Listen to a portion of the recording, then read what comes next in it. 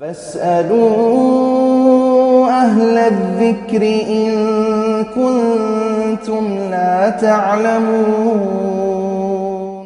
السلام علیکم ورحمۃ اللہ وبرکاتہ۔ ناظرین کرام، دارالافتاء عارفیہ سید سراوا شرعی مسائل کا حل سوال و جواب کے تحت آج ہم آپ کی خدمت میں حاضر ہیں۔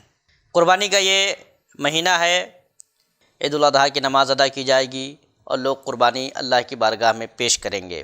اسی مناسبت سے چند سوالات لے کر کے ہم حاضر ہیں، اور آج کے اس پروگرام کے ہمارے مہمان ہیں عصر حاضر کے عظیم مفتی حضرت علامہ مفتی محمد رحمت علی چشتی قادری دامت برکاتہم القدسیہ۔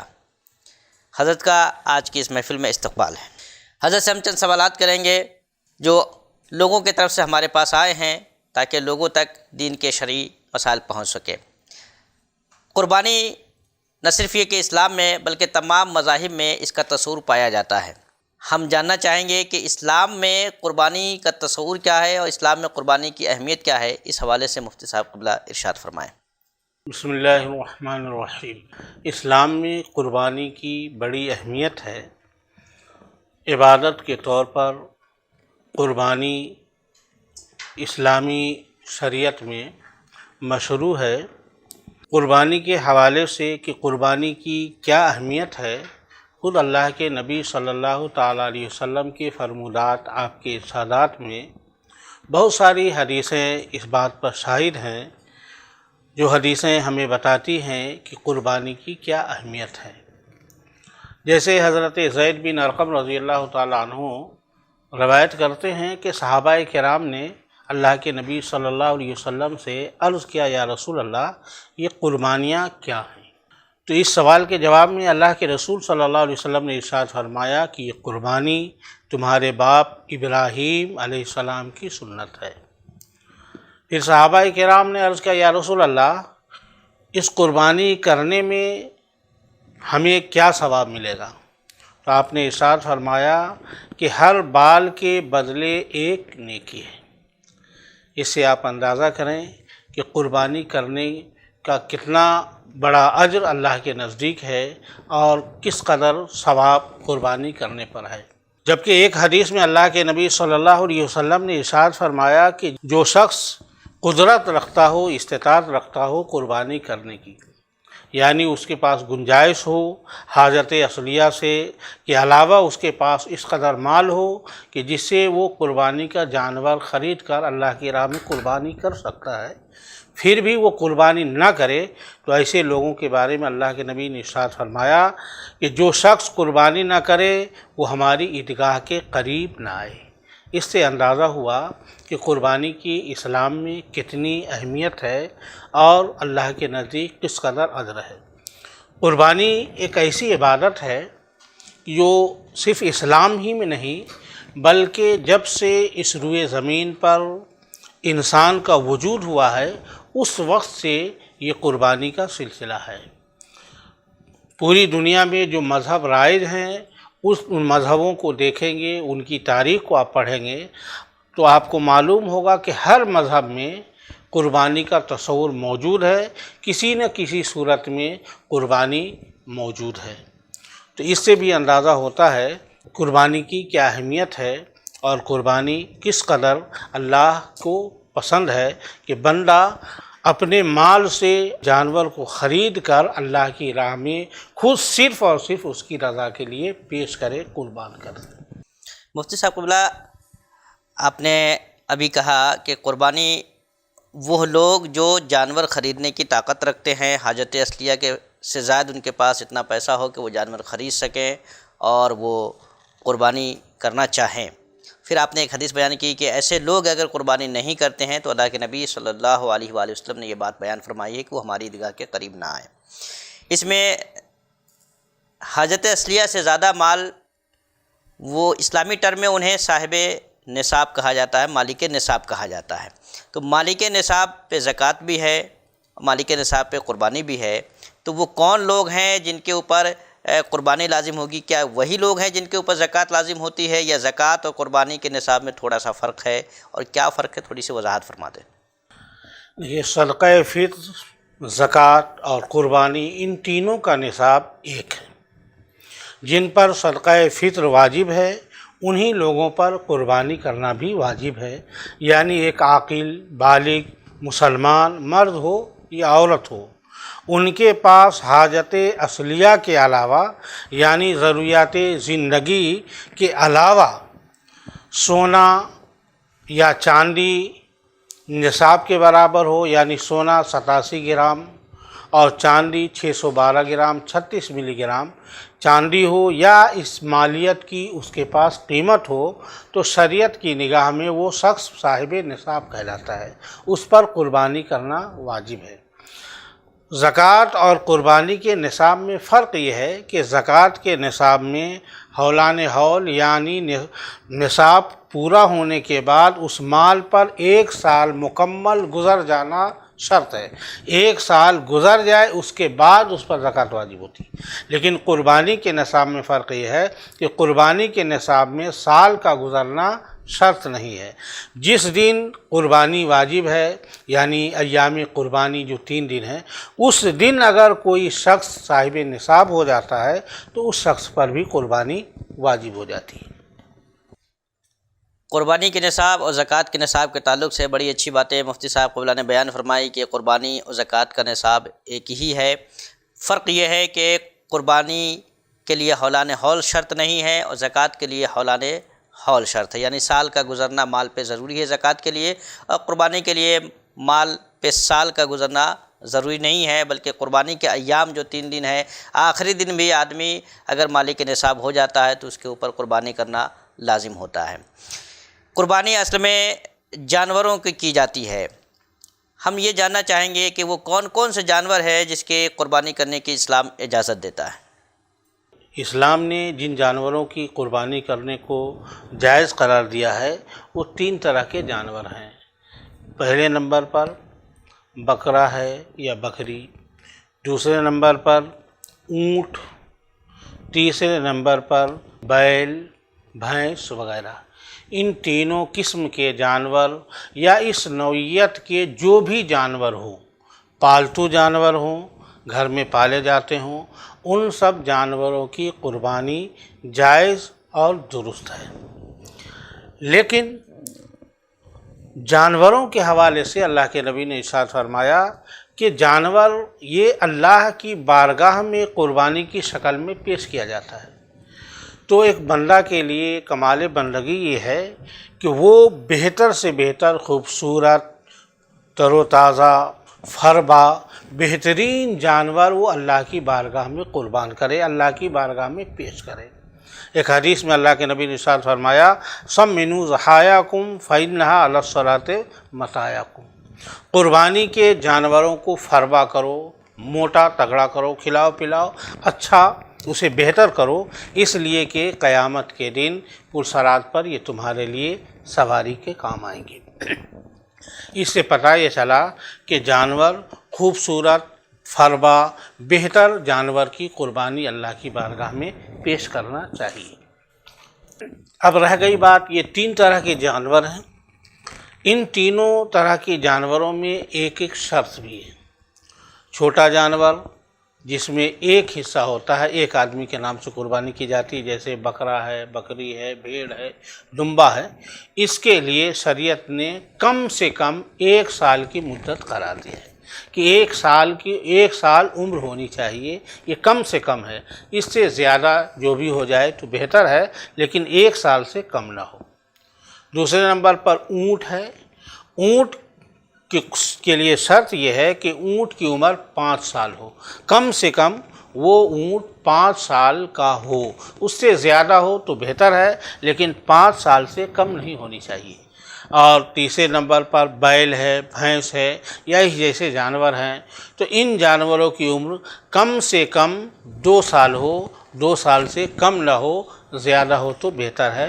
ये तीनों जानवरों की शरीयत में ये उम्र मुकर्रर की गई है कि इन उम्र का हो तो इन जानवरों की क़ुरबानी अल्लाह की बारगाह में देना जायज़ और दुरुस्त है।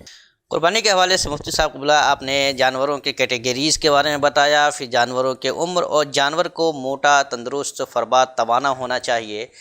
एक यहाँ سوال یہ ہوتا ہے کہ کبھی کبھی ہوتا ہے کہ ہم بہت اچھا جانور خرید کے لاتے ہیں 1 مہینہ 2 مہینہ پہلے یا 10-15 دن پہلے، اور بسا اوقات اس میں کوئی عیب پیدا ہو جاتا ہے، تو وہ کون سے عیوب ہیں جن کے ہوتے ہوئے جانور کی قربانی نہیں ہوگی، اور وہ کون سے ایسے عیب ہیں اگر وہ پائے جائے تو بھی قربانی ہو سکتی ہے؟ ذرا اس کی وضاحت فرما دیں۔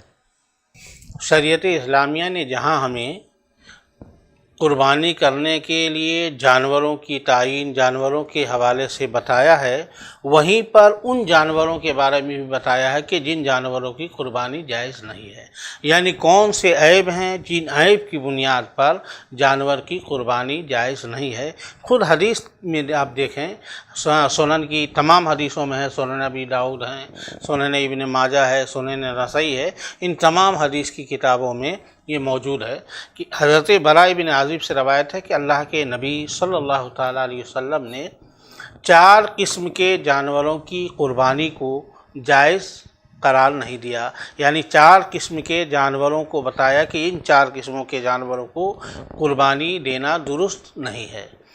ان 4 میں سے پہلے نمبر پر وہ ایسا جانور کانا جانور ہو کہ جس کا کانا پن ظاہر ہو، دیکھتے ہی پتہ چل جائے کہ یہ کانا ہے، اس کا ایک آنکھ نہیں ہے۔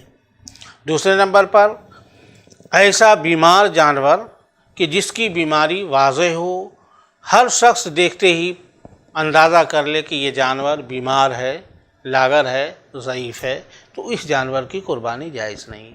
تیسرے نمبر پر لنگڑا جانور، لنگڑا جانور کہ جس کا لنگڑا پر چلنے میں ظاہر ہو، دیکھنے میں صاف نظر آ جائے کہ اس کا ایک پاؤں سلامت نہیں ہے، یہ لنگڑا کر چل رہا ہے، تو اس جانور کی قربانی بھی جائز نہیں ہے۔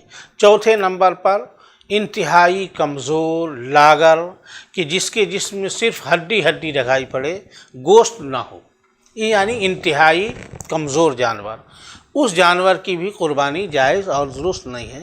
تو اللہ کے نبی صلی اللہ علیہ وسلم نے یہ 4 عیوب کو واضح کیا، بتایا کہ یہ 4 عیب جن جانوروں کے اندر ہو تو اس کی قربانی جائز نہیں ہے۔ اس کے علاوہ بھی بہت سارے جانوروں میں نقص پیدا ہوتے ہیں، ان 4 کے علاوہ بھی، مثلا کان کا کٹ جانا، کسی کا سینگ ٹوٹ جانا، اس طرح، یا کتا کاٹ لیا، یا اور زخم ہو گیا، تو اس طرح کے بھی نقص ہوتے ہیں۔ تو اس سب کے نقص کے حوالے سے ایک ضابطہ فقہا نے بیان کیا، ایک قاعدہ بیان کیا کہ اگر اس کو آپ سامنے رکھیں گے تو ہر شخص یہ فیصلہ کر لے گا کہ اس جانور میں یہ عیب ہے، اس کی قربانی درست نہیں ہے۔ فقہا نے یہ قاعدہ بیان فرمایا، جانور کے اندر ہر وہ نقص اور کمی جس کی بنیاد پر تاجروں کے نزدیک، جو جانوروں کے کاروبار کرتے ان کے نزدیک اس نقص اور کمی کی بنیاد پر جانور کی قیمت گھٹ جائے، کم ہو جائے، تو جان جائیے کہ یہ عیب ہے، اس کی قربانی جائز نہیں۔ اور جس نقص اور کمی کی بنیاد پر تاجروں کے یہاں اس جانور کی قیمت میں کمی پیدا نہ ہو تو اس کا مطلب یہ عیب نہیں ہے عرف میں، لہذا اس کی قربانی جائز ہے۔ اب اس کو اگر تفصیل سے دیکھیں تو جس کا کان تہائی سے کم کٹا ہوا ہو، یا سینگ ٹوٹا ہوا ہو لیکن دماغ میں اس کا اثر نہ پہنچا ہو، زخم نہیں پہنچا ہو، تو آدھی سینگ ٹوٹ جائے یا پورا ہی سینگ ٹوٹ جائے لیکن اس کا زخم اندر تک نہ پہنچا ہو۔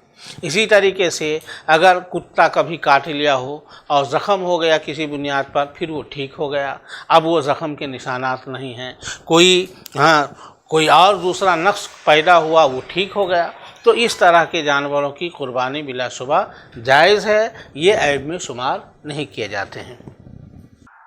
مفتی صاحب قبلہ، آپ نے جانوروں کے اقسام بیان فرمائے کہ 3 طرح کے جانور ہیں جس کا ذکر احادیث میں آیا ہے کہ اس کی قربانی کر سکتے ہیں، جیسے بکری ہے، بکرا ہے، اور اسی کے مثل دمبا ہے، بھیڑ ہے، اور اسی طریقے سے آپ نے اونٹ کا ذکر کیا، اور آپ نے بیل بھینس کا ذکر کیا، بقر کا ذکر کیا، جبکہ ہم دیکھتے ہیں کہ قرآن میں کہیں بھی بھینس کا ذکر نہیں ہے قربانی کے حوالے سے، اور نہ صحیح احادیث میں ہی موجود ہے، اور خود حضور صلی اللہ علیہ وآلہ وسلم سے بھینس کی قربانی کا ثبوت نہیں ہے، اور نہ صحابہ میں سے کسی صحابی سے اس کا کہیں سے کوئی ثبوت ملتا ہے۔ ایسی صورت میں بعض لوگ یہ سوال پیدا کرتے ہیں، اعتراض کرتے ہیں کہ دین رسول کریم صلی اللہ علیہ وسلم کے زمانے ہی میں مکمل ہو گیا تھا، اور حضور صلی اللہ علیہ وسلم نے فرمایا کہ دین مکمل ہو گیا ہے، اگر کوئی شخص ایسے امور کا اضافہ کرتا ہے جو ہمارے دین سے نہیں ہے تو وہ چیز رد کر دی جائے گی۔ اب سوال یہ ہے کہ نبی کریم صلی اللہ علیہ وسلم نے نہیں کیا، صحابہ نے نہیں کیا، پھر بعد میں بھینس کی قربانی رائج ہوئی، تو بھینس کی قربانی ایک طرح سے تو بدعت ہو گئی، چونکہ رسول اللہ کے زمانے میں، صحابہ کے زمانے میں نہیں ہوئی، تو اس بدعت کو کیسے رواج دیا جا سکتا ہے؟ یہ ایک بنیادی سوال ہے جو بعض حضرات کی طرف سے سامنے آتا ہے۔ تو کیا یہ واقعی بدعت ہے یا اسلام میں، دین میں بھینس کی قربانی کا تصور بھی موجود ہے؟ اس حوالے سے ذرا تفصیلی روشنی ڈالیں گے۔ جی، بہت بہتر سوال، اور یہ کئی لوگوں کی طرف سے یہ سوال ہم سے بھی ہوا ہے کہ بھینس کی قربانی بدعت ہے، اسلام میں بھینس کا کہیں سے ثبوت نہیں ہے، یہ سوال ہوا ہے۔ اس سوال کے جواب سے پہلے 2-3 باتیں ہیں، پہلے اس کو آپ سن لیں، ذہن نشین کر لیں تاکہ جواب سمجھنے میں آسانی ہو۔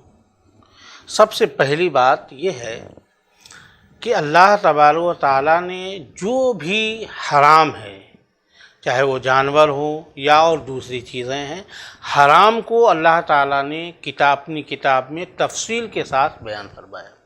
سورہ انعام کی 119ویں آیت ہے، اللہ نے ارشاد فرمایا قد فصل لکم ما حرم علیکم الا ما اضطررتم الیہ۔ اللہ نے ان تمام چیزوں کو تفصیل کے ساتھ بیان کیا جن کو تمہارے اوپر اللہ نے حرام قرار دیا ہے۔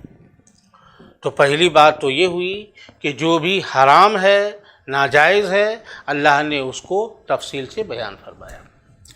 دوسری بات یہ ہے کہ کتاب اور سنت میں آپ کو قاعدہ کلیہ، ایک ضابطہ ملے گا، جزوی طور پر ہر مسئلے کا بیان الگ الگ کر کے یہ آپ کو نہیں ملے گا، اس کے لیے نہیں ہے۔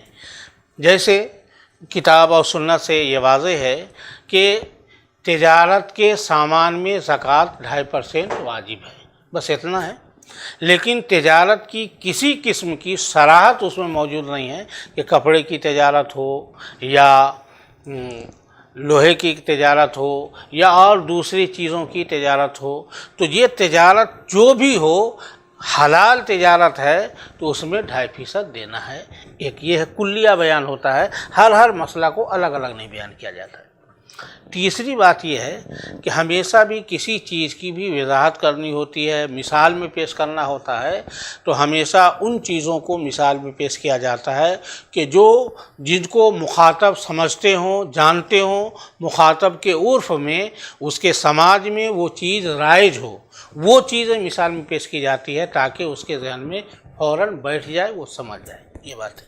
اب یہ آئیے اس سوال کے جواب کو ہم دیکھتے ہیں کہ بھینس کا ذکر اللہ نے نہیں کیا ہے، کتاب اللہ میں نہیں ہے، سنت میں نہیں ہے، پھر بھی یہ جائز کیوں ہے اس کو دیکھیے۔ اللہ تبارک و تعالیٰ نے قرآن مقدس میں ارشاد فرمایا وَلِكُلِّ أُمَّةٍ جَعَلْنَا مَنْسَكًا لِيَذْكُرُوا اسْمَ اللَّهِ عَلَىٰ مَا رَزَقَهُم مِّن بَهِيمَةِ الْأَنْعَامِ۔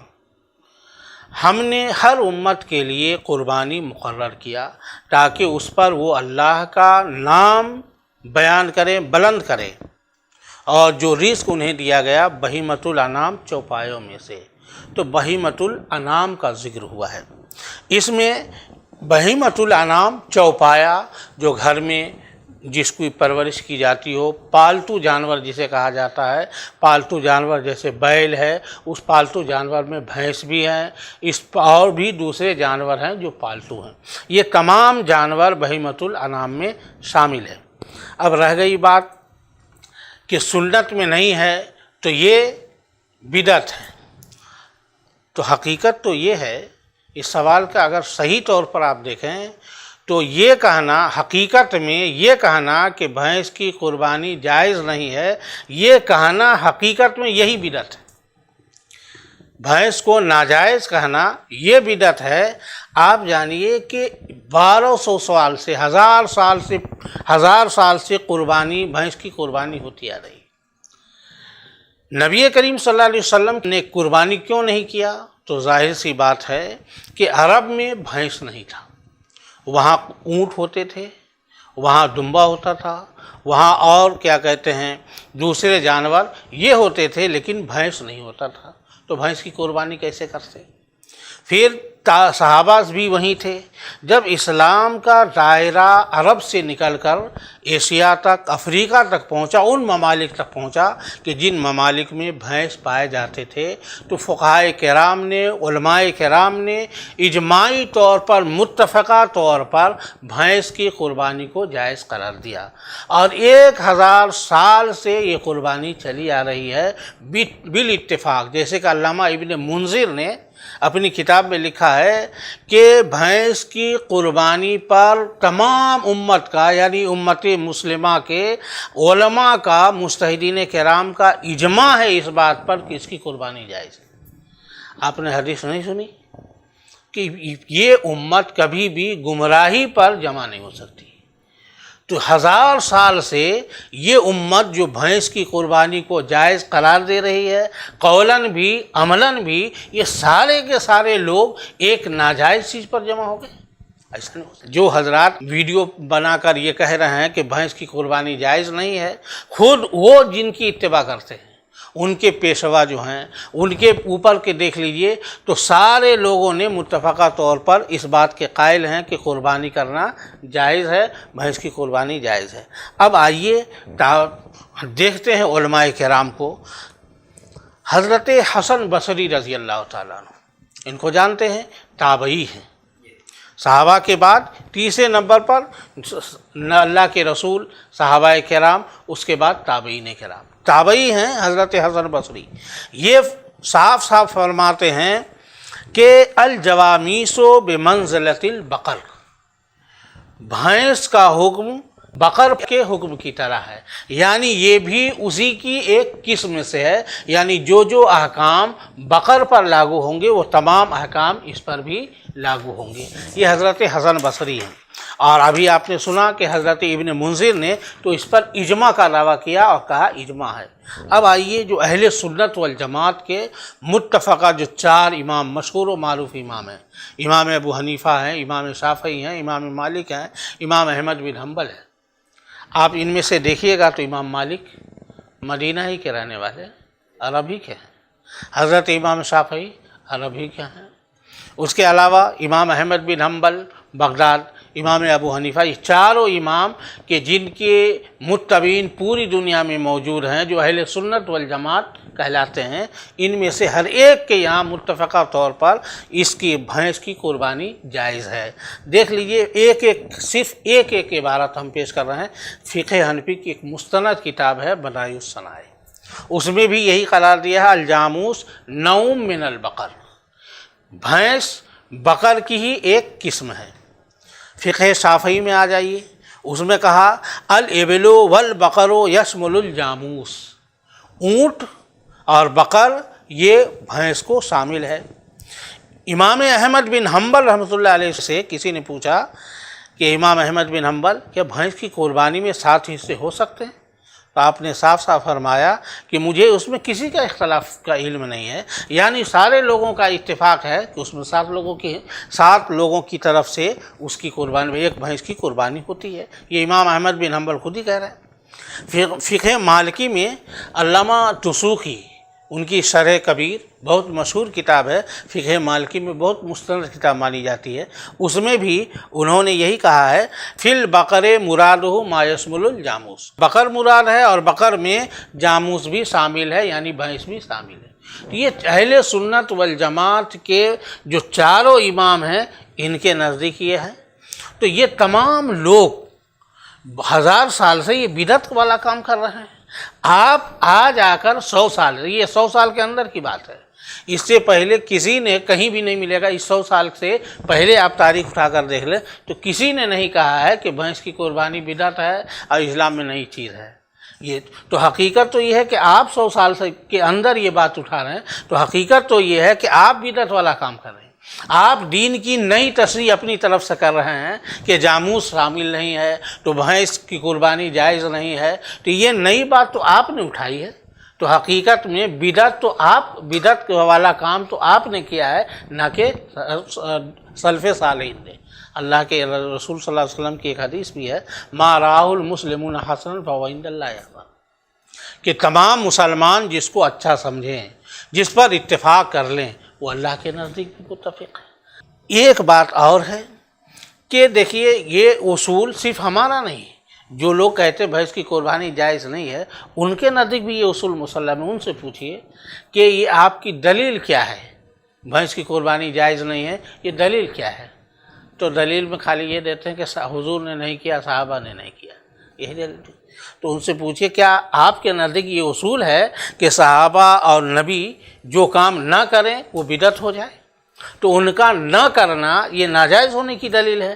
اگر یہ بات ہے تو بہت ساری چیزیں خود آپ کے ارد و گرد، آپ کے آپ کے سامنے جو خود آپ استعمال کر رہے ہیں وہ بہت بدعت کا، تو آپ مجموعہ ہو جائیں گے، خود آپ بدعت کا مجموعہ ہو جائیں گے۔ اگر یہ دلیل ہو جائے کہ جو حضور کے زمانے میں نہیں ہے، صحابہ کے زمانے میں نہ ہو تو وہ بدعت ہو جائے، تو آپ بدعت کا مجموعہ ہو جائیں گے۔ دوسری بات یہ ہے کہ اصل مباح، ہر چیز کی اصل ہے مباح، جائز۔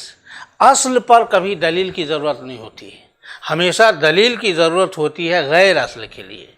تو جائز کے لیے دلیل کی ضرورت نہیں ہوتی ہے، حرام قرار دینے کے لیے، ناجائز قرار دینے کے لیے دلیل کی ضرورت ہوتی ہے۔ تو دلیل آپ کو دینی چاہیے، کون سی دلیل ہے؟ کتاب میں کوئی ایسی آیت لے آئیے، یا کوئی حدیث ایسی لے آئیے، یا صحابی کا کوئی قول ایسا پیش کر دیجئے جو یہ کہتے ہوں کہ بھینس کی قربانی جائز نہیں ہے۔ آپ کے پاس کوئی دلیل نہیں ہے، بس آپ کے پاس یہی، لوگوں کو یہ گمراہ کر رہے ہیں، لوگوں کو آپ لوگوں میں یہ انتشار، اختلاف پیدا کرنا ہوا، یہ بات اٹھانا گویا کہ لوگوں میں اختلاف، انتشار، گروہ بندی یہ کروانا ہو، ورنہ تابعین سے لے کر آج تک جس پر عمل ہوتا رہا ہو تو اس پر تو کسی کا کوئی اختلاف ہونا نہیں چاہیے۔ لہٰذا اس سے ظاہر یہ ہوا کہ آپ بھینس کی قربانی بلا شبہ کریں، اور بھینس میں 7 حصے ہوتے ہیں، وہ 2 سال کا اگر بھینس ہو تو اس میں قربانی کریں۔ ایسے لوگوں کی بات کے پیچھے آپ نہ پڑے، آپ اللہ کی رضا کے لیے کریں۔ حلال جانور ہے، جائز جانور ہے، اس کی قربانی جائز ہے۔ سبحان اللہ، بہت ہی اچھا جواب دیا مفتی صاحب قبلہ آپ نے، اور بدعت کے معنی مفہوم کو بھی سمجھانے کی کوشش کی کہ اگر بدعت کا وہ معنی لیا جائے کہ بدعت کا مطلب یہ ہو کہ نبی کریم صلی اللہ علیہ وسلم کے زمانے میں جو چیز نہیں پائی جا رہی تھی، جو طریقہ نہیں پایا جا رہا تھا، وہ طریقہ بعد میں پایا گیا تو اس کو بدعت قرار دے دیا جائے۔ تو ایسی صورت میں بہت ساری چیزیں جو ہمارے ارد و گرد ہے وہ بدعت ہو جائے۔ جیسے نبی کریم صلی اللہ علیہ وسلم کو دیکھ لیجیے، خود حضور اسلام نے متعدد جگہ کا سفر کیا ہے۔ اس زمانے میں حضور جو سفر کر رہے تھے، یا تو اونٹ سے سفر کر رہے تھے، یا گھوڑے سے سفر کر رہے تھے، یا گوشت دراز سے سفر کر رہے تھے، یہی عام استعمال کی چیزیں تھیں۔ اگر اس کے علاوہ کے ذریعے سفر کرنا بدعت قرار پا جائے تو آج ٹرین سے، بس سے، ہوائی جہاز سے جو سفریں ہو رہی ہے، یہ سارے سفر کرنے بدعت ہو جائیں گے۔ پھر سنت پہ سفر کرنے کے لیے گوشت دراز پہ، یعنی گدھے پہ سوار ہونا پڑے گا، گھوڑے پہ سوار ہونا پڑے گا، اونٹ کی سواری کرنی پڑے گی۔ بدعت کا جو اصل مفہوم فقہا نے بیان کیا ہے اور علماء نے بیان کیا ہے کہ بدعت وہ چیز ہے جو اسلامی اصول سے ٹکرا جائے، اور اسلام نے جو اصول بنائے ہیں جائز ناجائز کے، اس اصول سے ہٹ کر کے بلکہ اسلامی منہج اور اسلامی اصول کو توڑنے والی جو چیزیں ہیں وہ بدعت قرار پاتی ہے۔ بہت اچھی تفصیل آپ نے بھینس کی قربانی کے حوالے سے بیان فرمائی ہے کہ بھینس کی قربانی جائز ہے۔ ایک آخری سوال چلتے چلاتے مفتی صاحب کو بلا، یہ جو ہم قربانی کرتے ہیں اور پوری دنیا کے مسلمان جو اللہ کے راہ میں جانور کو ذبح کر کے اللہ کے تقرب کے لیے قربانی کرتے ہیں، اس قربانی کا پیغام کیا ہے، میسج کیا ہے؟ ہم دنیا والوں کو اس کے ذریعے کیا میسج دینا چاہتے ہیں؟ اسلام کیا میسج دیتا ہے؟ اس پہ ذرا روشنی ڈال دیں۔ بہت اچھا سوال ہے۔ قربانی کا اصل پیغام کیا ہے؟ تو جیسا کہ ابتدائی میں ہم نے کہا کہ اللہ کے نبی نے ارشاد فرمایا کہ حضرت ابراہیم کی سنت ہے۔ ابراہیم علیہ السلام نے جو قربانی کی اسی کی یادگار ہیں، انہی کی یہ سنت ہے۔ اور اس قربانی کا مقصد کیا ہوا؟ حضرت ابراہیم ہی سے دیکھ لیں آپ ان کی زندگی میں، تو آپ کو یہ معلوم ہوگا کہ قربانی کا اصل مقصود یہ ہے کہ جو بھی محبوب شے ہو اس کو اپنے معبود حقیقی، اپنے رب کی رضا اور خوشنودی کے لیے قربان کر دینے کا جذبہ، قربان کر دینا، یہی قربانی کا اصل مقصد ہے کہ اپنا رب راضی ہو جائے۔ میرا رب جس چیز میں راضی ہو، بندہ اسی میں راضی ہو۔ چاہے وہ مال کی قربانی ہو، چاہے جان کی قربانی ہو، چاہے اولاد کی قربانی ہو، اپنے رب کی رضا کے لیے ہر وقت ہر طرح کی قربانی دینے کے لیے انسان تیار رہے۔ یہ سبق ملتا ہے حضرت ابراہیم کی زندگی میں۔ دوسری بات، قربانی کا مقصد ایک مقصد ہے ایثار کا جذبہ پیدا کرنا، اپنی پسند کو اللہ کی مرضی کے سامنے قربان کر دینا۔ غربا پروری ہے، یکجہتی ہے۔ ایک سنے ہوں گے آپ کہ عید کے دن اور بقرعید کے جو 3 ایام ہے، ایام تشریق، ان میں روزہ رکھنا منع ہے۔ اس کی وجہ کیا ہے؟ اس کی وجہ بیان کیا جاتا ہے کہ اللہ نے اس دن فرمایا کہ یہ آج کے دن سارے لوگ ہمارے مہمان ہیں، اللہ کے مہمان ہیں، اور دستور ہے، دنیا کا بھی دستور ہے کہ مہمان کی ضیافت اچھی طریقے سے ہونی چاہیے۔ قربانی کا ایک مقصد یہ ہے کہ وہ بیچارے جو سال بھر اس طرح کی چیز کھانے سے معذور ہیں، جو اتنی ان کے پاس مال نہیں ہے، وہ نہیں کھا پاتے ہیں آسانی کے ساتھ، تو اس قربانی کا مقصد ایک جذبہ ایثار بھی ہے کہ قربانی کے جانور کے جو گوشت ہوں وہ گوشت ان غریبوں تک دیا جائے، ان فقیروں تک دیے جائے، ان لوگوں تک پہنچایا جائے کہ جن کے گھر میں جن کے بچے سال بھر نہیں کھا پاتے ہیں یا اتنی وسعت نہیں ہے جو کھاتے ہیں، تاکہ سارے لوگ کھائیں، محبت کا جذبہ قائم ہو۔ تو قربانی کا اصل پیغام جذبہ ایثار ہے۔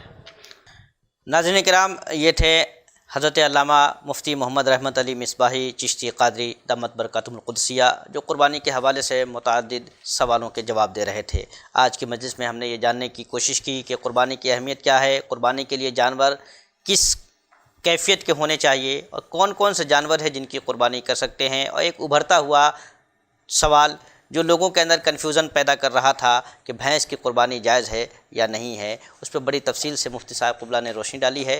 تو آج کی یہ گفتگو ہم یہی ختم کرتے ہیں۔ مزید انشاءاللہ تعالی پھر دارالفتاء عارفیہ سید سراوا اور میں سوال و جواب لے کر کے ہم حاضر ہوں گے۔ جب تک کے لیے ہم آپ سے رخصت چاہتے ہیں۔ آپ کا میزبان آفتاب رشک مصباحی۔ السلام علیکم ورحمۃ اللہ وبرکاتہ۔ يا أيها الذين آمنوا أطيعوا الله وأطيعوا الرسول وأولي الأمر منكم